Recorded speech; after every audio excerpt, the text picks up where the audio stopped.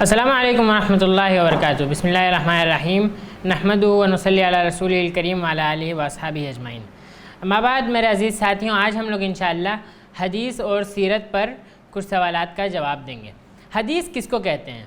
ہم لوگ عام طور سے یہ سمجھتے ہیں کہ پیغمبر صلی اللہ علیہ وسلم نے جو بھی کہا صرف اسی کو حدیث سمجھا جاتا ہے، جبکہ حدیث تین طرح کی ہوتی ہے۔ پیغمبر صلی اللہ علیہ وسلم کے قول، مطلب قال رسول اللہ صلی اللہ علیہ وسلم، اللہ کے رسول صلی اللہ علیہ وسلم نے کہا کہ غصہ مت کرو، اس طرح کے اقوال۔ پیغمبر صلی اللہ علیہ وسلم کے عمل، مانا کہ پیغمبر صلی اللہ علیہ وسلم کا کپڑا کتنا اونچا رہتا تھا، یہ کہ پیغمبر صلی اللہ علیہ وسلم کس طرح چلا کرتے تھے، یہ بھی احادیث میں شمار ہوتی ہیں۔ اور پیغمبر صلی اللہ علیہ وسلم کی ہدایات، مطلب انہوں نے کیا کرنے کو کہا، کیا کرنے کو منع کیا، اس کو بھی ہم لوگ حدیث کہتے ہیں۔ تو حدیث پیغمبر صلی اللہ علیہ وسلم کے قول، عمل اور ہدایات کے مجموعے کو کہتے ہیں۔ حدیث کی مشہور کتابیں کتنی ہیں؟ دیکھیے، حدیث کی کتابیں تو بہت زیادہ ہیں، قرآن کی طرح کوئی ایک کتاب ہے نہیں، لیکن ان میں 6 کتابیں مشہور ہیں اور ان کی احادیث کو صحیح اور مستند اوتھینٹک مانا جاتا ہے۔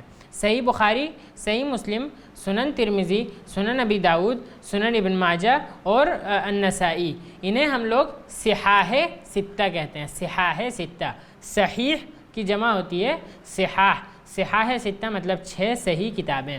صحیحین سے حدیث کی کون سی 2 کتابیں مراد ہیں؟ صحیحین سے مراد صحیح بخاری اور صحیح مسلم ہے۔ کیا رسول اللہ صلی اللہ علیہ وسلم نے اپنی احادیث کا کوئی مجموعہ یا کوئی کتاب تیار کروائی تھی؟ نہیں، اللہ کے رسول صلی اللہ علیہ وسلم نے ایسی کوئی کتاب تیار نہیں کروائی تھی، بلکہ یہ تیسری صدی ہے، مطلب پیغمبر صلی اللہ علیہ وسلم کی وفات کے 200 سال لگ بھگ اس کے بعد جو ہے لوگوں نے احادیث کے مجموعے تیار کرنا شروع کیے۔ لیکن صحابہ بھی پیغمبر صلی اللہ علیہ وسلم کی احادیث کچھ ادھر کچھ پیپر پہ، کچھ پنے پہ، کچھ پتی پہ لکھ کر جمع کر لیا کرتے تھے۔ سب سے زیادہ حدیثیں کس صحابی سے مروی ہیں؟ سب سے زیادہ حدیثیں حضرت ابو ہریرہ رضی اللہ عنہ سے مروی ہیں۔ امہات المومنین میں سب سے زیادہ احادیث کن سے مروی ہیں؟ امہات المومنین میں سب سے زیادہ احادیث ام المومنین حضرت عائشہ صدیقہ رضی اللہ عنہ سے مروی ہیں۔ کتنی مروی ہیں یہ ایگزام میں نہیں پوچھا جائے گا اور اس کو یاد کرنے کی بھی ضرورت نہیں ہے، لگ بھگ 2000 آپ یہ سمجھ لیجئے۔ حدیث میں سلام کے متعلق کیا کہا گیا ہے؟ حدیث میں سلام کے متعلق کہا گیا ہے کہ سلام کرو، اس سے آپس میں محبت پھیلتی ہے اور بھائی چارہ فروغ پاتا ہے۔ کن برائیوں کے عام ہونے پر رسول اللہ صلی اللہ علیہ وسلم نے عذاب کی خبر دی ہے؟ جب لوگ آرام سے زنا کرنے لگیں، لوگ سود کا پیسہ کھانے لگیں اور لوگ شراب کھلے عام پینے لگیں، تو یہ سمجھو کہ پوری قوم پر عذاب آنے والا ہے۔ حدیث میں کس چیز کو کثرت سے یاد کرنے کو کہا گیا ہے؟ حدیث میں موت کو کثرت سے یاد کرنے کو کہا گیا ہے، کیونکہ کوئی آدمی اگر یہ سمجھے کہ اس کو یہاں ہمیشہ نہیں رہنا ہے اور یہ دنیا چھوڑ کر جانا ہے، تو وہ ہمیشہ نیک کام کرے گا اور برے کاموں سے بچ کر رہے گا۔ حدیث کے مطابق کس جرم کے مجرم کو دنیا میں ہی سزا مل جاتی ہے؟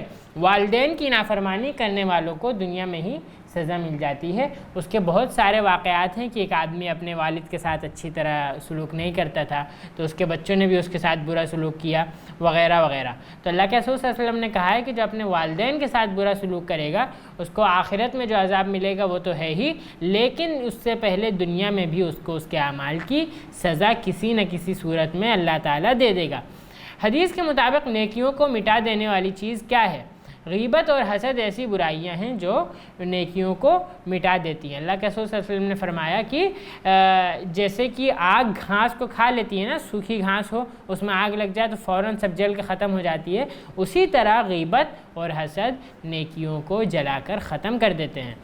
جس شخص کے سامنے نبی صلی اللہ علیہ وسلم کا ذکر ہو اور وہ آپ صلی اللہ علیہ وسلم پر درود نہ بھیجے، وہ کیسا ہے؟ اس کو اللہ کے رسول صلی اللہ علیہ وسلم نے بخیل مطلب کہ کنجوس کہا ہے، کیونکہ درود بھیجنے میں اس کا کچھ جاتا بھی نہیں ہے، پھر بھی وہ اللہ کے رسول صلی اللہ علیہ وسلم کے اوپر، جنہوں نے ہمارے لیے اتنی محنت مشقت کری، جنہوں نے ہم تک دین پہنچانے کے لیے اتنی زیادہ پریشانیوں کو جھیلا، ان پر اگر ہم لوگ درود بھی نہ بھیجیں تو یہ سمجھیے کہ ہم سے زیادہ بخیل، ہم سے زیادہ کنجوس کوئی نہیں ہو سکتا۔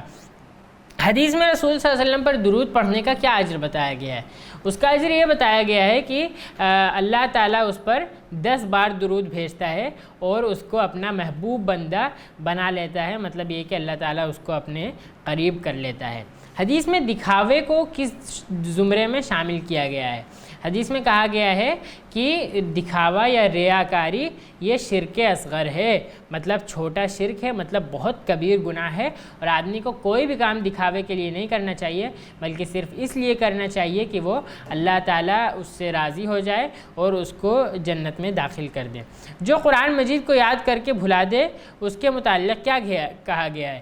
اس کے متعلق یہ کہا گیا ہے کہ اللہ تعالیٰ اس سے اس حال میں ملے گا کہ اس کے ہاتھ کٹے ہوئے ہوں گے۔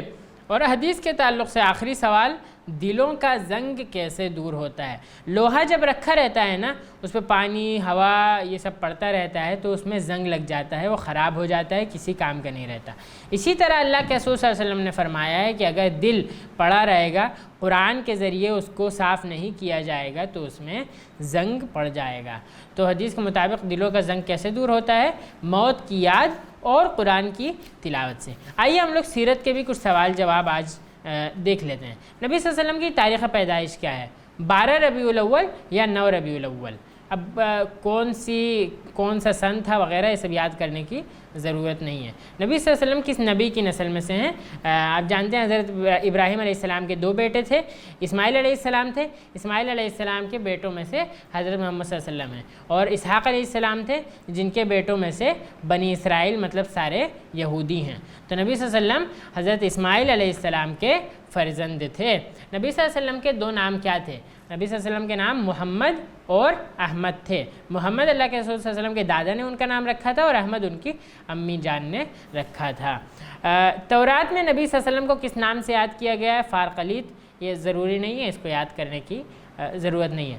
نبی صلی اللہ علیہ وسلم کے والد اور والدہ محترمہ کا نام کیا تھا؟ والد کا نام عبداللہ تھا اور والدہ محترمہ کا نام آمینہ تھا۔ دادا کے انتقال کے بعد نبی صلی اللہ علیہ وسلم کی پرورش کس نے کی؟ آپ جانتے ہیں کہ پہلے ابو کا انتقال ہو گیا تھا، امی کی دیکھ بھال میں تھے، پھر امی کا انتقال ہو گیا تو دادا نے ان کی پرورش کی، پھر دادا کا انتقال ہو گیا تو چچا ابو طالب نے ان کی پرورش کی۔ دادا کا نام کیا تھا؟ عبد المطلب تھا، چچا کا نام کیا تھا؟ ابو طالب تھا۔ تو ان دونوں میں آپ خلط ملط مت کریے گا، کنفیوز مت ہوئیے گا۔ نبی صلی اللہ علیہ وسلم کی بہنوں اور بھائیوں کے نام بتائیے۔ نبی صلی اللہ علیہ وسلم کے کوئی بہن اور کوئی بھائی نہیں تھے، کیونکہ آپ صلی اللہ علیہ وسلم کے والد کا انتقال ہو گیا تھا۔ نبی صلی اللہ علیہ وسلم کے ان چچا کا اسم گرامی بتائیے جو آپ صلی اللہ علیہ وسلم کے رضائی بھائی بھی ہیں یا دودھ شریک بھائی بھی ہیں، مطلب یہ کہ دونوں نے ایک جگہ سے دودھ پیا تھا۔ حضرت حمزہ رضی اللہ عنہ اور حضرت حمزہ رضی اللہ عنہ یہ نبی صلی اللہ علیہ وسلم کے چچا ہیں جو ان کے دودھ شریک بھائی بھی ہیں۔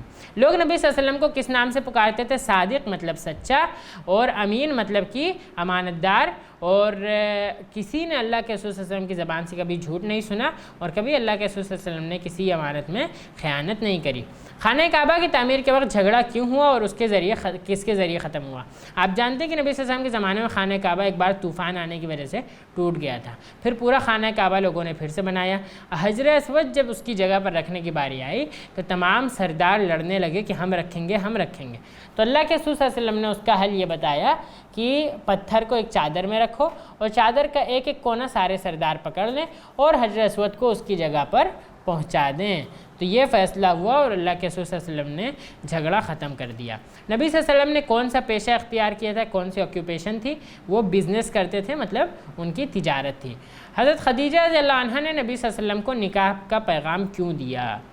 اس کی وجہ یہ تھی کہ نبی صلی اللہ علیہ وسلم نے بہت امانت داری سے اور اچھے اخلاق کے ساتھ ان کے ساتھ تجارت کری تھی اور ان کا تجارتی مال لے کر شام گئے تھے۔ حضرت خدیجہ سے نبی صلی اللہ علیہ وسلم کا نکاح کب ہوا؟ 25 سال کی عمر میں، صرف اتنا آپ سمجھ لیجئے، اتنا کافی ہے۔ آج کے لیے ہم لوگ اس پر اکتفا کرتے ہیں اور انشاءاللہ سیرت کے باقی سوال جواب کل اور پرسوں میں ڈسکشن کر کے ختم کریں گے۔ والسلام علیکم ورحمۃ اللہ وبرکاتہ۔